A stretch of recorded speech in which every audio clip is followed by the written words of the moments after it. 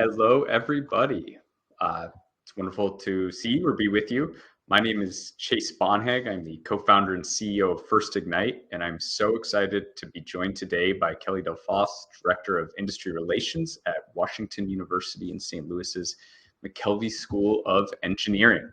I'm going to allow her to introduce herself in just a moment, but really quick, what we're here to talk about today is industry advisory boards and how it can help your university grow. By the time we get done with today's conversation, we hope to leave you with a framework of how to launch a board this year. And that's really exciting to think about what could be done this year to get a new industry advisory board launched on your campus. But we're going to start with a background on Kelli and her role, her background, her role at the university, some success she's had with advisory boards that are now producing great results for the university, for Washington University in St. Louis. And then we can end with some questions if you have them. So I am going to now pass it over to Kelli to talk about a little bit about her background, and I'll ask, and this is going to be a Q&A format, so we'll let her get started introducing herself, and then I'll ask her a few questions along the way. So Kelli, thank you so much, and a pleasure to introduce you. Yeah, thanks for the invitation. I'm honored to be here today. My name is Kelli Delfosse. I'm the Director of Industry Relations at Washington University in St. Louis. I've been here about 6 years. Before that, I was at the University of Iowa in their College of Engineering for about 15 years. My role is a little bit unique, I think, in the corporate relations world, and that it doesn't focus specifically on philanthropic initiatives or strictly research, but more overall holistic engagement with companies. So I report up to the dean in the School of Engineering, and my charge is really just strengthening our overall engagement with industries in areas that align with our programs and strategic initiatives. So I'm collaborating with our Central Advancement Corporate Relations team, our Center for Career Engagement, other schools and campus partners, to really build relationships with companies, from recruiting and engaging with our students through mentorships and student groups, but also increasing experiential education and classroom engagement through capstone projects and industry speakers, and then also supporting faculty with their needs with industry on external grants, working through sponsored research contracts, soliciting letters of collaboration, forming industrial advisory boards, and securing research centers. So it's a really fun job, and I'm sure a lot of you can relate to a lot of those things. Wonderful. Well, that's really nice. Thank you. How has your role, you mentioned your former employer and now here at WashU, how has your role and maybe the role of industry changed in your career, and how the university kind of views industry over the last few years? Sure.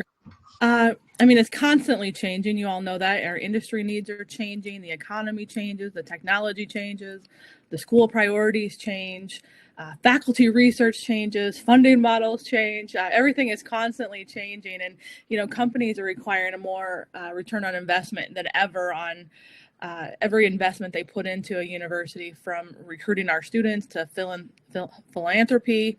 And I would say probably the biggest change that I've noticed over the last 6 years I've been at WashU, at least until recently, is that there's been a noticeable shift in how government grant proposals are structured, especially in the fields related to research and innovation. Governments have increasingly emphasized the need for academic research to demonstrate the practical applications of their work, and how that aligns with industry needs. And that shift encourages, collaboration between academia and industry, ensuring that the research is really relevant and has real-world implications. So that includes everything from obtaining, like I said, letters of support from industry, establishing those academia industry consortium, joint funding opportunities, and really even industry or interviews with industry stakeholders that are submitted in collaboration with that grant, just to really understand where there's gaps and needs. So that was kind of a long-winded answer, but just really seeing, like I said, the correlation between academia and industry is stronger than ever. Nice. Yeah, no, I appreciate that. And I would tend to agree. We got to spend a lot of time at NACRO, UIDP, NORDUP, Autumn last year, and I just, and have been for like the last 5 years. And I think you just continue to see this emphasis in companies. And the other thing we've noticed too is I think the fastest growing job for any university is hiring new corporate relations officers to support the various colleges and throughout the university, at least when it comes to admin. we see tech transfer jobs kind of remaining a little bit the same, maybe adding a couple, and certain universities are adding tens of corporate relations officers over the next year or two. So I think it's a really exciting time. So when it comes to your role at WashU in the College of Engineering, walk me through kind of what a typical day looks like. Well, it's different every day, and it's also cyclical at different times of the year. Just yesterday I was in 2 meetings related to securing industry partners for two NSF proposals on engineering research centers. One's focused on quantum sensing and others focused on women's health. I was on a university-wide committee to discuss our integration with Salesforce university-wide. I know that's also another challenge that many universities are dealing with. So we're looking at how we use it from everything from donor engagement to corporate relations and, merging those two. It changes. Like I said, I do a lot of advising with faculty. So yesterday I was advising a faculty member on a presentation we just had this morning, actually, with the CTO, about his technology, and you think, well, the faculty are the experts in their research area, but it just kind of, reassures the need for people in our role that, can really kind of help that faculty member take that idea and make it impactful for industry. And so faculty struggle with that at times. I think we all know. So it's the faculty consulting piece is definitely one part of it. But like I said, because I also kind of have some oversight of students, I'm also working on different networking events and career events in collaboration with the Career Center and promoting those events in a way that makes sense to engineering students. So a little bit of everything in a day-to-day, which makes it fun and exciting, I guess.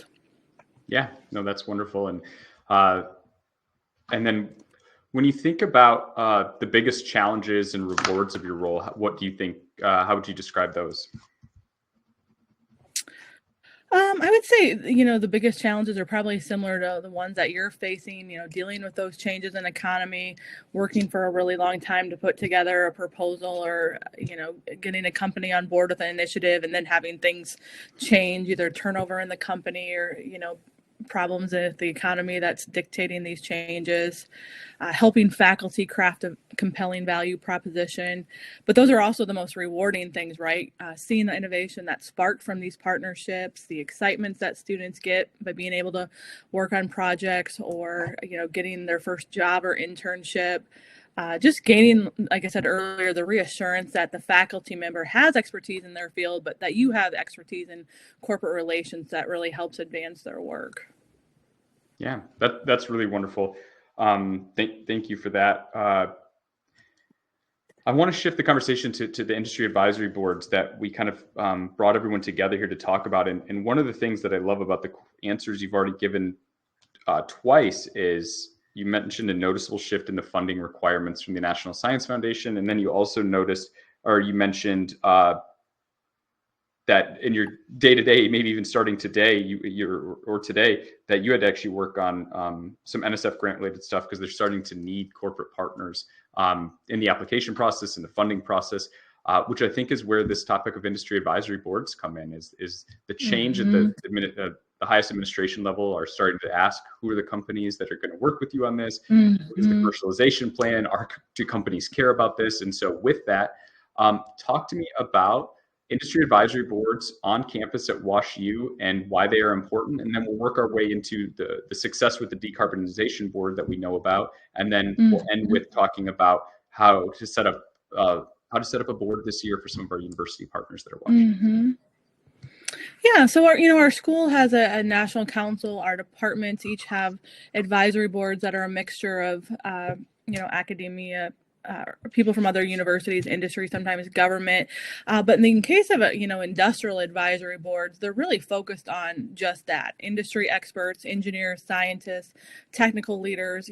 At least in my case, that are really offering guidance, oversight, and strategic advice for either a research center or some other sort of specialized research initiative. And their primary role is just to really ensure that the research remains relevant, it's impactful, it aligns with industry needs. They're providing research directives, methodologies, funding opportunities, and just potential collaboration. And so they can help define really the long-term vision and goals of the research center, just ensuring that they're aligning with, some of the emerging trends and technologies. We've had success really with, I think, 3 of them in the last few years, and some of them are still in the early phases of development. One was specific to our research that's focused on synthetic biology. Another one is on mechanobiology, and another one is on decarbonized manufacturing. And we're tossing around some other advisory boards, specifically to our Center for Water Innovation, our battery group, and also our AI Center on Health. And, aside from the expertise and the connections that the companies can provide in these instances in industrial advisory boards, it's also a really great way to keep companies warm. Sometimes the funding might not be available for a project. Sometimes, you have shared interest and you want to engage, but the timeline doesn't work out.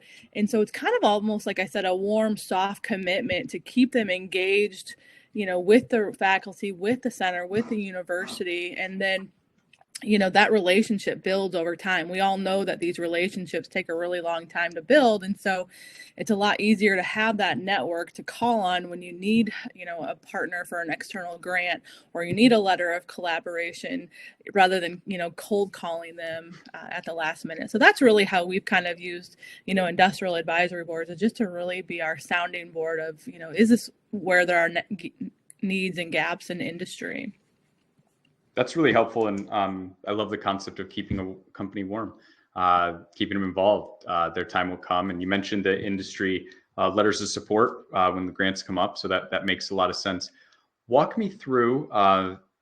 One, what can companies gain when a company commits their time to your board, which is a commitment and much appreciated. What are you selling them? What are they gaining by joining these boards? That's a great question. Every company is a little bit different, right? Some companies want to have access to the latest, trends and data that we're sharing. Some have vested interest in the research and want to really, help guide the research directives of the center in ways that could impact their company. Some do it because they, want access to student talent in a way that's really targeted, whether that be, bachelor students or even master's and PhD students. So some have that talent mindset when they join these boards. Some do it for their own personal and professional development. And some do it just because, this is the closest network that they can find that has a shared interest. They want to be networking with other companies that think about decarbonization every single day. And that's hard to do with other, networks. And so I think it just really depends on, the company, but there's a lot of different benefits and value for joining. And that's one of the things that, we try to establish from the beginning, is putting together some sort of charter that outlines, what exactly is the goals and the vision for the center? What are those benefits to, the industry partners? What is the technology? So they can, easily see the value for their commitment. And really quick, all wonderful. Thank you. What is the commitment from a time perspective? Like when you think about if FirstIgnite is joining an industry advisory board at WashU this year, how much time are you expecting from me? Not that I am, but how much time are you expecting from a company? At a minimum, it's 3 hours a year. I mean, it's cool. The goal is a maybe an in-person meeting if that's realistic in one semester, and a virtual meeting, throughout the second semester, over the summer, and, occasional emails back and forth. That's really at a minimum, just to, kind of stay within that network and contribute to the meetings. And then, beyond that is, if there are other ways a company wants to engage and have continued conversations on projects or recruiting students. But it's a really low risk, low resource way for companies to stay engaged. Awesome. And then, so now I'd just like to talk about recent success on campus before kind of moving into a framework for helping our audience launch or consider launching a board this year. Talk to me about how the industry advisory board for decarbonization, one, how you went about recruiting and filling that board, which is now, I believe you mentioned 45 members. I could be off on that. I know it's a significant number of companies, and how that helped lead the College of Engineering to the university's largest grant ever from the NSF, right? Yeah. So that's a little bit more specific grant. I guess maybe if I could compare and contrast the two different advisory boards that we have, so in that particular case where we were awarded funding for an engineering research center, it was almost a requirement of the grant that we have some sort of, funding model in place to supplement the funding from the grant. And that includes, the being involved in the advisory board on a high level. So that one has a little bit more of a commitment to it because we asked them to attend, the NSF site visits that we have. And so we're just getting that going, but we're starting with about 25 members, and, we have a metrics of growing that every about 3 to 4 companies every year over the next 5, and then it's renewable for another 5 years. So that one's a little bit more time intensive and a little bit, more requirements, because since they pay to join that, they have different kind of votes, I guess, if you will, on the seat in terms of what kind of say they have into the research directives of the center. The other one is a lot less informal. That one's specifically with our synthetic biology center. And that was an instance of, we know synthetic biology has a potential in so many different applications, but we don't quite understand what all of those applications are in, textiles, how companies like Lululemon and Nike and Adidas are thinking about, synthetic biology in their materials, and, how that looks in pharmaceuticals and how that looks in, agriculture. And so that's really where we wanted an advisory board of industry experts from different industries, to give that input. And so I guess how we started that was, we had a meeting of all of the researchers about, their different research areas related to synthetic biology and where they thought there could be applications. So we came up with a listing of industries, we came up with a listing of companies, and we came up with a list of, what are our goals and visions for this, advisory board. And then we went through some revisions and, went back and forth on the charter in terms of the time commitment and the benefits and, the structure of the meetings and kind of thing. And once that was solidified with the constituents, all of the researchers that were connected to the center, then we asked, well, who do you know, right? What you mentioned, these companies and these, industries, and, we almost really created a shared spreadsheet of, here's the companies that we want to target. Here's the contacts, here's the lead with those contacts at the different companies. Like I said, one had a connection with Lululemon, for example. So we, we're working from a shared document. We filled in, the other companies that we wanted to target, a lot of them that had strategic relationships with our university. So ones that we really needed to pull in our university-wide corporate relations team that have kind of a bigger strategy, companies like, Millipore Sigma and Southwest Airlines and others. And then we looked at, then that's when we turned to FirstIgnite. That's where we said, well, we know the big companies and they have kind of broad interest in this technology. We know where we have connections already through faculty and staff. Who else is out there? That's where we really had no idea. And so that's when we used FirstIgnite, put in the, concept paper, research abstract, and said, what are the applications of synthetic biology? What are the markets? What are the companies? Why are they thinking about this? What's the growth? And so that's where we were able to, take it one step further and build out more of a campaign to reach out to companies and just say, this is a technology, that we're working on. This is why we think you might be interested. Would you be interested in coming to, one session, almost like an information session about our center, to see if your company has interest in joining this advisory board? And so, as I was sharing with Chase when we went through this process, I mean, it's, like I said, low risk, low resource. We pulled it off in about 9 months. We went through this outreach process late in the spring and summer, had our members solidified by the fall, and had our first advisory board meeting late in the fall. And through that process, not only establishing the advisory board, we're also kind of independently sending surveys about, what are the challenges? What are the gaps? How does your company think about this? to collectively share that feedback with the board, because I think it's important for two reasons. The companies want an opportunity to contribute. They don't want to just listen. They want to, share their expertise, but they also want to gain, feedback and expertise from other companies. And so we try to be really transparent with, the information that we receive. And so after our initial advisory board meeting, then we had follow-up meetings with each of those members and said, okay, now that you've learned about what our goals are, where do you see individual opportunities for engagement? And it ranges everything from, well, we really want to hire students that are thinking about this, and PhD students that have specialized training, or we know of this SBIR grant that we'd love to partner with your university on. So we're in the midst of those conversations now, and we'll be planning our next advisory board meeting later in the spring. Wonderful. Yeah, it's really exciting. I love the time frame. I think that was the thing I got most excited about, was getting movement in 9 months from going from we need to get some companies surrounded this to a lot of action is really exciting. And so as we move into kind of the next topic, there would be if we were to think about starting a new advisory board on campus at WashU in St. Louis, walk me through how you think about choosing a topic, how you identify and connect with the internal stakeholders. You mentioned a charter. What is the kind of formation of the industry advisory board that's required prior to, and then we can talk about kind of recruiting of the external partners. But if you were to choose a new topic on campus, you mentioned a couple you have coming up. How do you go from that thought decision to recruiting the internal people, putting the charter and other documentation in place, and then prior to launching it publicly?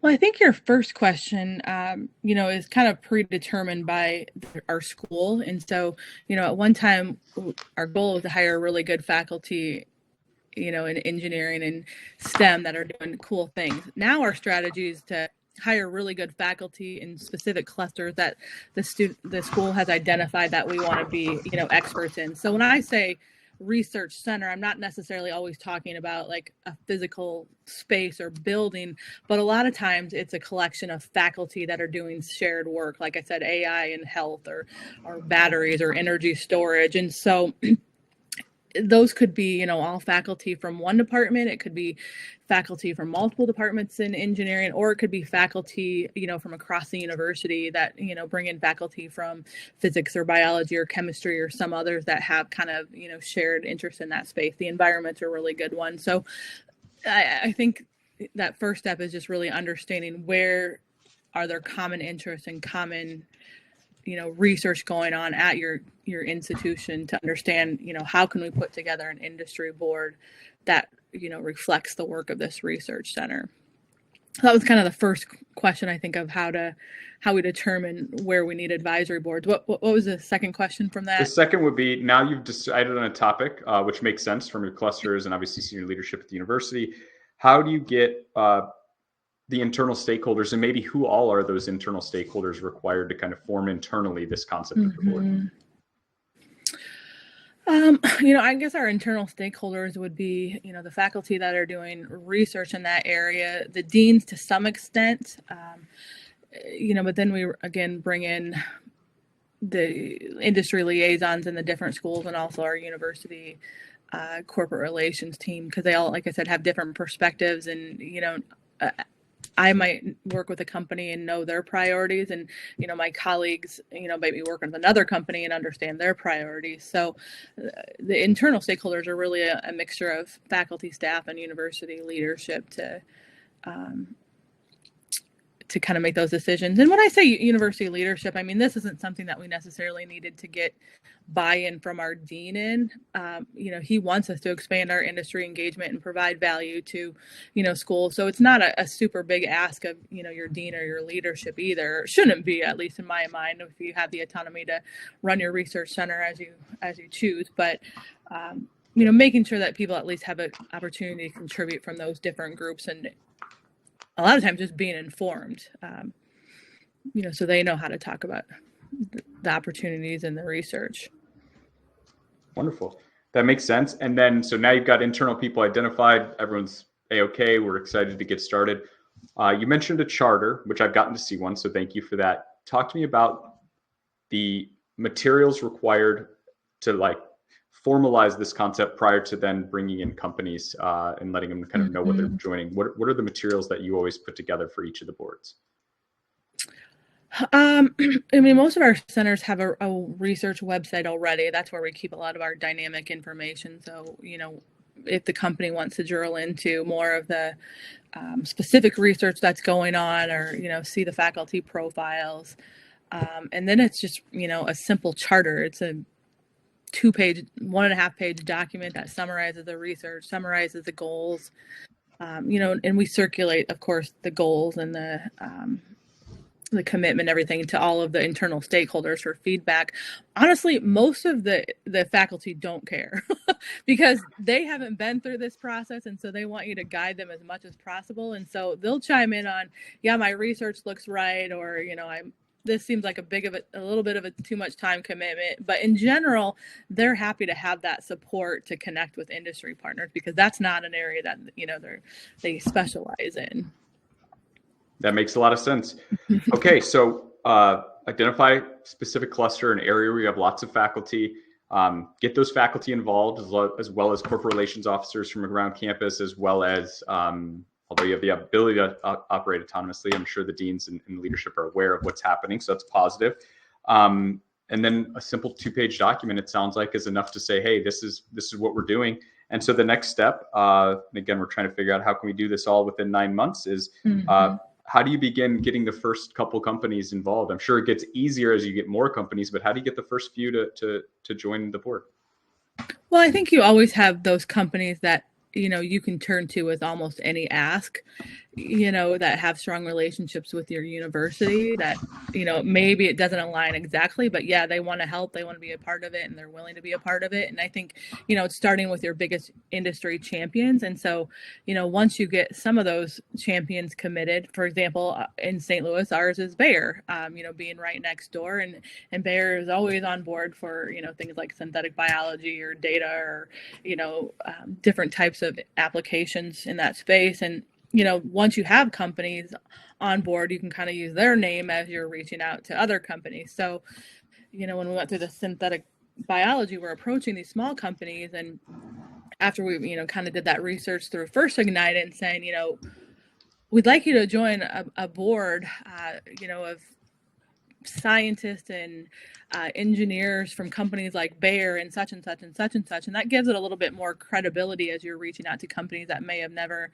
engaged with your university before. So I think it's, identifying who your champion partners are, identifying, potential companies and industries that align with that research, seeing where else you have connections and who else has those connections, and then where you need to fill in gaps with the companies that you know about. When I think about the decarbonization one, a lot of big companies have interest in decarbonization and sustainability goals, and they might have a team or an individual or someone that thinks about it. But there's a whole bunch of other companies out there, hundreds and thousands, that are thinking about, what do we do with carbon on a daily basis? Are we interjecting it into cement, or how are we recycling it? And so, finding those companies was the challenge for us, is who thinks about this technology in depth that we want to have on our board or in our center to really, round out our expertise. That's awesome. That's really helpful. Let me recap, because I know we're running short on time here. I'm going to recap a couple of key things that I heard that are really exciting. First and foremost, we know there's a shift in funding happening at the national level or at the federal level. And one thing I heard you mention multiple times is part of that shift that you've seen, even prior to some of the more drastic things that have happened this year, is a shift in, especially with the NSF, wanting to know who the corporate partners are going to be, even at the funding application process. So I think that's really exciting to know.